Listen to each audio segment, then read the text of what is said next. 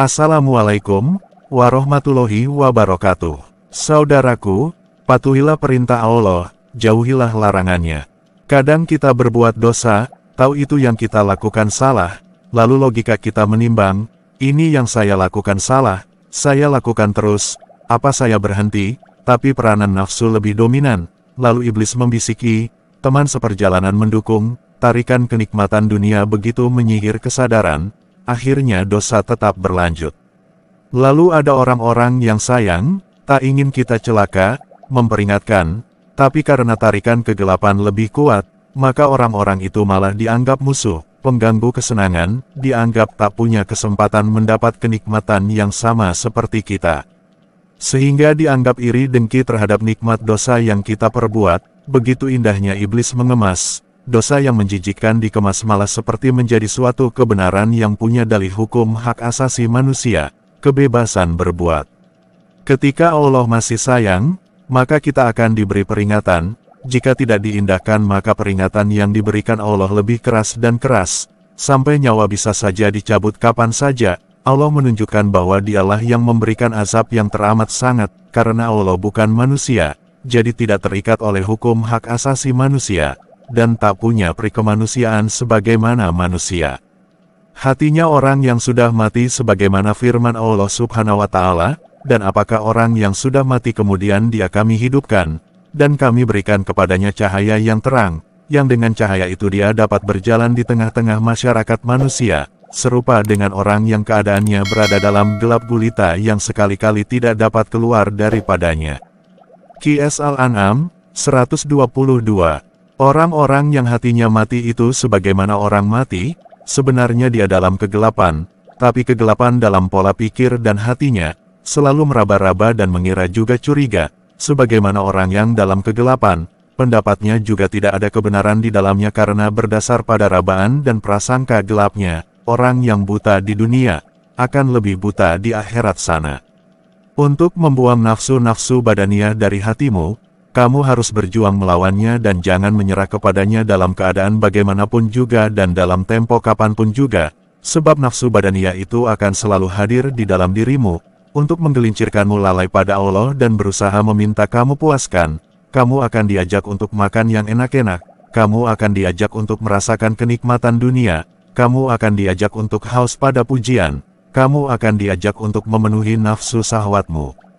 Jika tak dapat dengan cara nyata, kamu akan diajak merasakannya dengan bayangan-bayangan, maksudnya agar kamu lalai pada Allah, dan keinginan nafsu itu terpenuhi.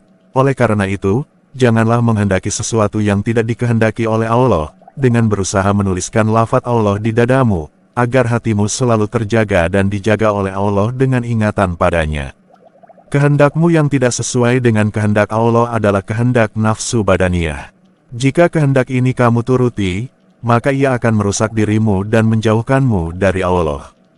Patuhilah perintah Allah, jauhilah larangannya, bertawakallah kepadanya dan jangan sekali-kali kamu menyekutukannya. Dialah yang telah menjadikan nafsu dan kehendakmu. Oleh karena itu, janganlah kamu berkehendak, berkebutuhan atau bercita-cita untuk mendapatkan sesuatu, agar kamu tidak tercebur ke lembah syirik. Allah berfirman, barang siapa mengharap perjumpaan dengan Tuhannya, maka hendaklah ia mengerjakan amal saleh, dan janganlah ia mempersekutukan seorang pun dalam beribadat kepada Tuhannya. Qs 18:110. Orang yang dipilih Allah untuk menuntaskan semua masalah hidup dan aneka warna kejadian, itu pasti akan dibakar dengan berbagai ujian dan kejadian.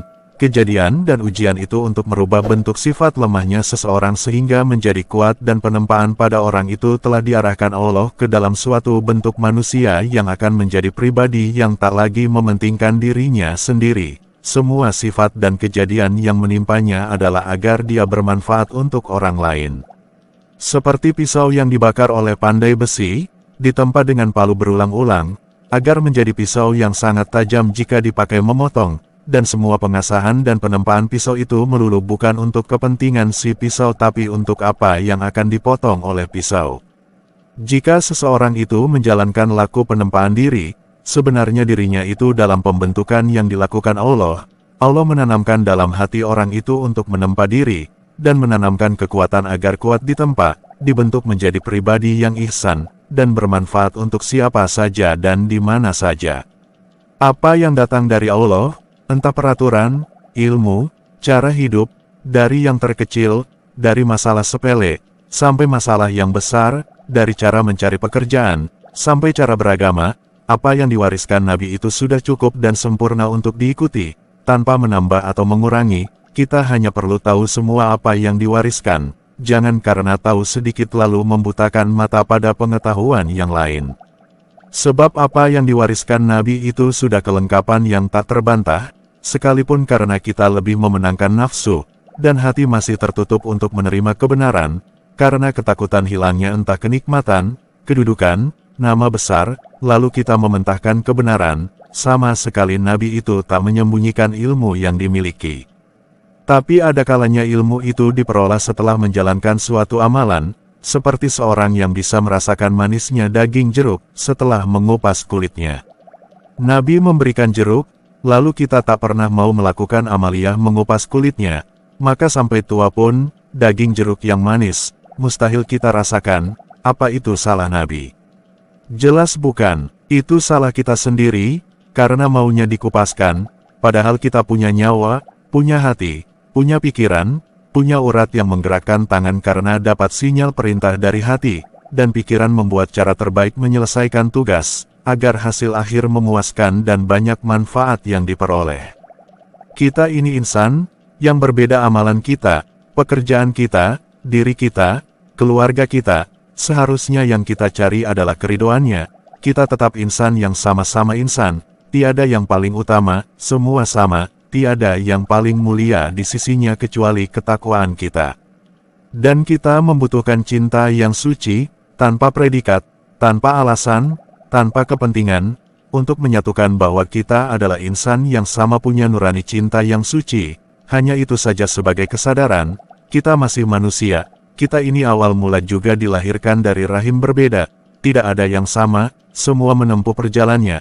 Kau tak bisa jadi aku juga tidak jadi dirimu. Laksanakan saja dengan terpadu, istiqomah amalan diri, semua akan mencapai pencapaiannya. Kau berusaha jadi aku, atau andai aku berusaha jadi kamu, hanya akan menjadi kehancuran, sebab manusia itu punya tugas dan beban tanggungan yang harus dipenuhi. Perselisihan adalah ajaran setan, hanya manusia berbudi yang mengerti tugasnya diri, untuk menuju kesempurnaan pencapaiannya. Semoga diberikan kepahaman.